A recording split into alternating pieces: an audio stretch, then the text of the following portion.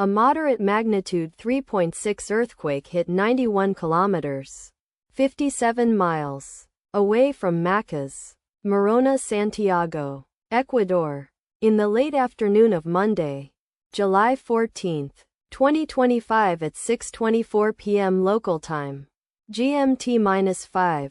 The quake had a very shallow depth of 5 kilometers, 3.1 miles, and was not felt, or at least not reported so. First to report, Raspberry Shake after 9 minutes.